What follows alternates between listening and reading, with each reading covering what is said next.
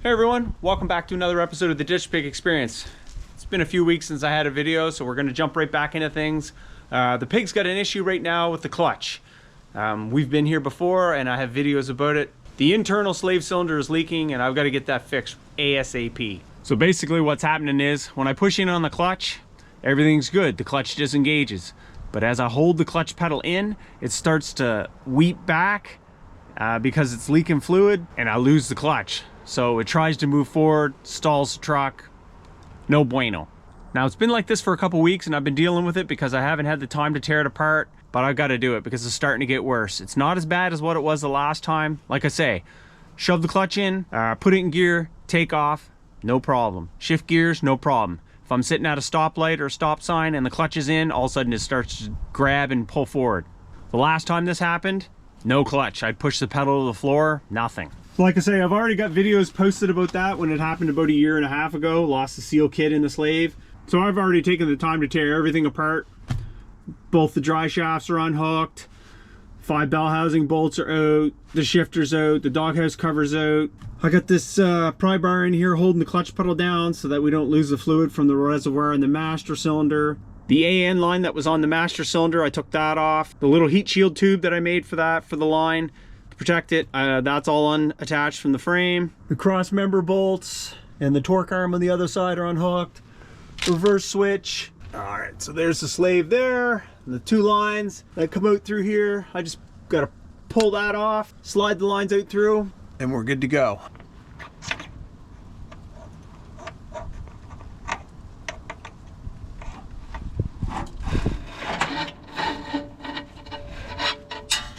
All right, you guys, it's a little bit chilly out here in the garage, but I'm going to try and hopefully maintain enough dexterity to pull this off. There's a part number for the seal kit.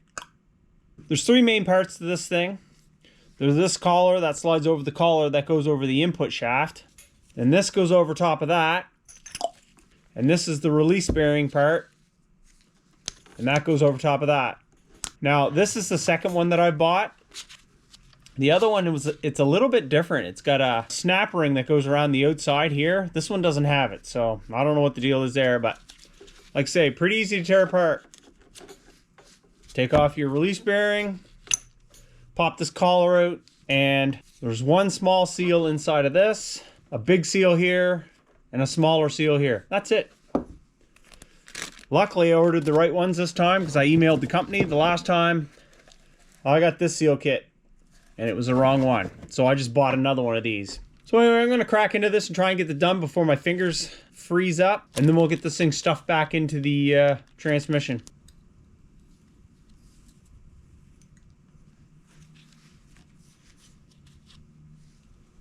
The last time that this thing screwed up, it was the big O-ring. I don't know, I'm not sure which one it is this time, but we're gonna change them all. It comes with this Parker lube for O-rings. They say that's what you got to put on it, no oil. Oil can deteriorate the seals. All right, so like I said, this is the smallest one, the thinnest I should say. It slides into place easily. We'll do this one here next.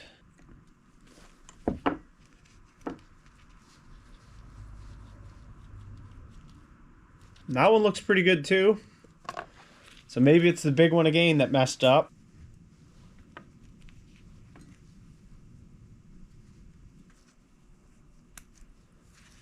All right, that one's in.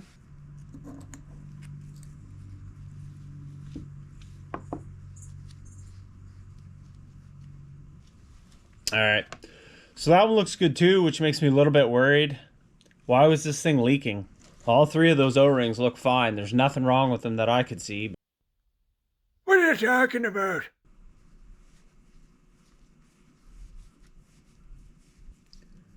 All right, so we'll just give this a pinch. Roll it into it. And just like that, all 3 O-rings are installed. All right, I got some .3 brake fluid here. I'm just gonna coat this thing up. It says to apply it liberally so that we can install the collar on this thing. Okay.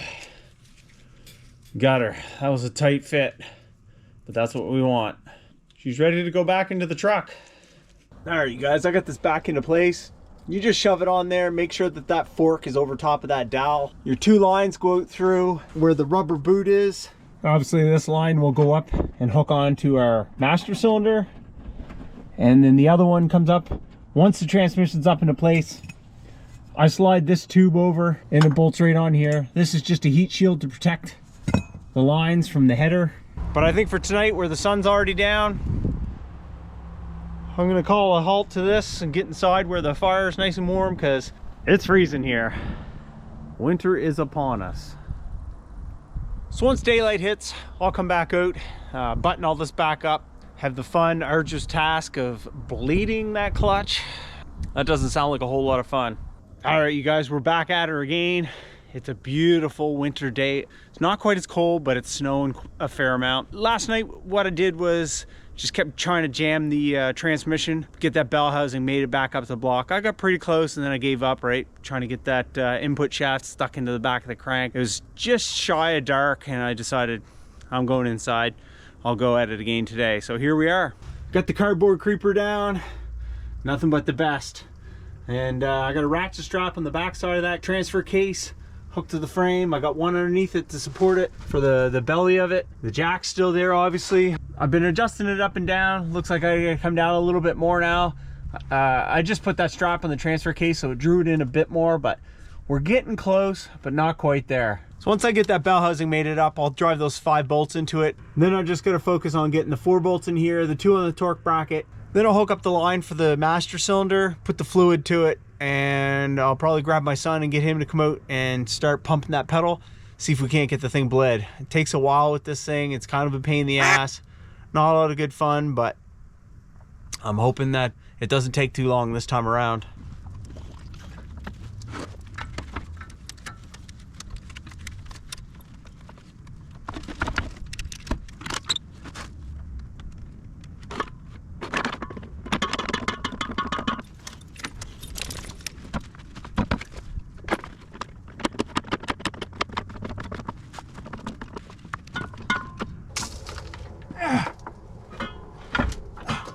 Oh, I got it.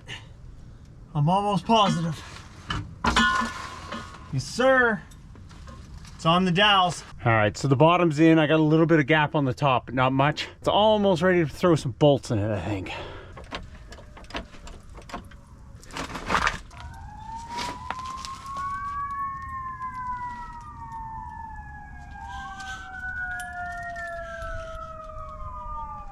What do you think, Callie? Should we put some bell housing bolts in it? You look like you're freezing.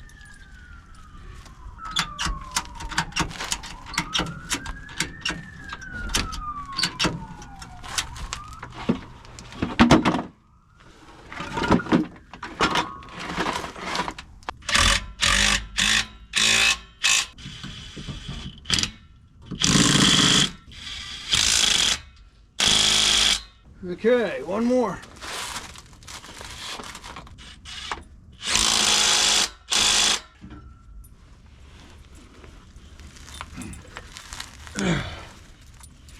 All right, there's 5 bell housing bolts. That means I can take that ratchet strap off. Yes, sir. Remind me to put a zip tie on that rock light wiring that's running across the top of the frame rail so it doesn't fall in the exhaust. So I'll probably forget. All right, I need a 3/4 inch. I got one that's all the way in and one that's part way in. We'll cinch up the all the way in and it'll fix the part way in. There she goes.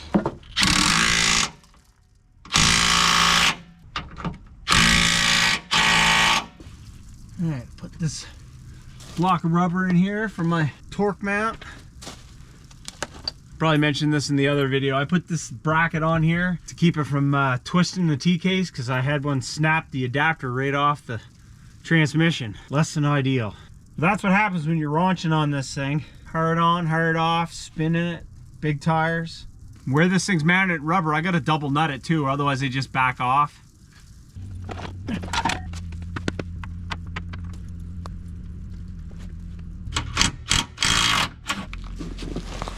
So I slacked those other two nuts off a bit to try and get this lined up. It's way forward. The cross member is way forward. I don't know how the hell it's off by that much, but it is. So I had to throw a ratchet strap on this in order to get it to come over, to line up. I did throw tape on it to check it, 7.5 inches from here to here. So yeah, it was at like 6 7/8 or something. So it did have to come over. It's not hard to have that happen with this thing. It's twisted, bent, beat, battered. So that's the reason why. Now if I can get that other bolt to drop down. I got a few threads sticking through, that's it. I don't even know if it's enough to bite onto. Oop, I got her.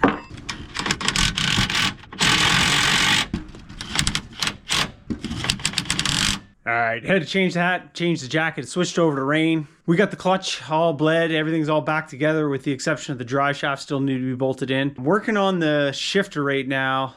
Transfer case shifter's in. The gear shifter, this is the one that was in the truck.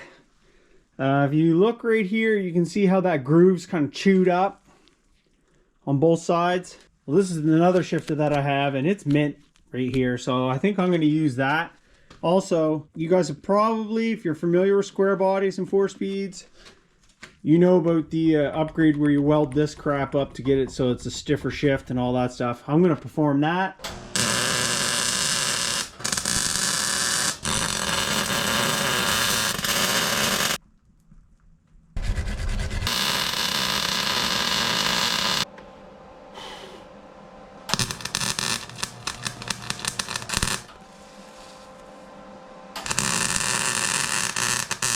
Alright, darkness has since fallen upon us, and everything is taken care of with the exception of this shifter. Now, I did do all the welding on it. It's all ground up and looking good now. I even took some time to paint the shifter shaft up. Nothing too fancy, but it looks better than it did.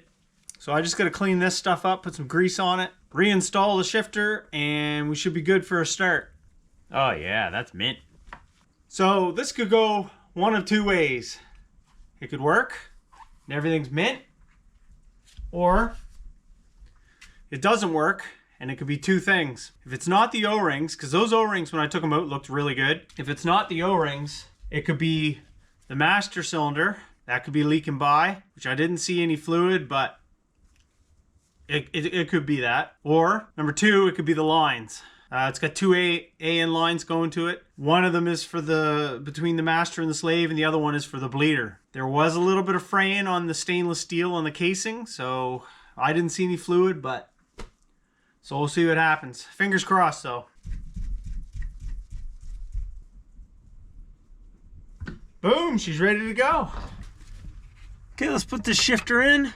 Oh, one of the roll pins in this wasn't quite big enough for the hole. It was sliding out of this. Stuck a punch in it and opened it up a little bit. Okay, shifter is installed.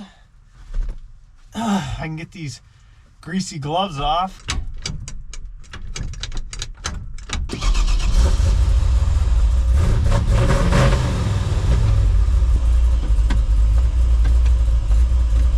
Clutch feels normal. Nope, it's still doing it. See what I mean? It just goes away as soon as I shove it to the floor. Starts to lose it and it stalls the truck out. Once you let the clutch back out and shove it back in, you're good to go again. But yeah, it just slowly bleeds out and you lose your clutch.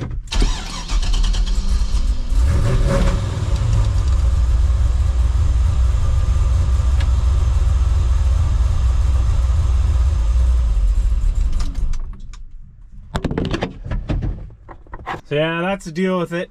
Like I say, you shove it back in and you're good to go again. You can give it a couple seconds and it does come back around. You get full stroke on your pedal again. That feels good. But once you leave it in and you go to let it out, it's all the way down. That's all I've got for clutch now. So like I said, it's one of two things. It's either the slave or the lines. It's gotta be. So that means I took that whole transmission out for nothing. And bought that seal kit, which ended up being $70 by the time it got shipped, and yada yada, exchange from US to Canadian. If it's the slave, I just unhook the line, unbolt the slave, put another one in. They're about 70 bucks, I think. If it's the lines, I gotta buy another, it's -3 or -4 line, and I gotta tear that transmission all out again in order to change that line. So that kind of sucks. That happens though. I mean, like I say, I'm not a mechanic. I assumed it was the same issue that it was before. The seals just got galled up and started to leak. But those seals look good when I took them out. Anyway, I'll bolt that shifter boot back down to the floor. I can still drive the truck. Just when I come up to a stop sign, I gotta pull it in the neutral. I can't just leave it in gear, right? It still shifts and drives fine. But I'll have to tear that apart again if it is a line and swap that up. Plus I gotta get a line here. We're getting closer to Christmas now. There's a mail strike going on here. Luckily, everything that comes to the house here is pretty much courier now. Just kind of a letdown that that was all for nothing. That was a fair bit of work. I don't like dealing with brake fluid at best, and I had to deal with quite a bit of it today. The only good thing I can say about this is you're dealing with a 400-pound T-case and transmission with the adapter, the cross member, and the dry shafts all hooked up to it. Nobody died. I didn't get squished, so that's the main thing. I did find one of the U-joint straps for the 14 bolt. That was broken. So it's kind of cool that I found that and got that fixed. That could have been catastrophic. Anyway, you guys, that's it for this video. I'm gonna call it here and head in the house. By the way, I did get that zip tie put on that wiring for the rock lights. Thanks for reminding me. So like, comment, share, subscribe, whatever turns your crank. We'll see you in the next video.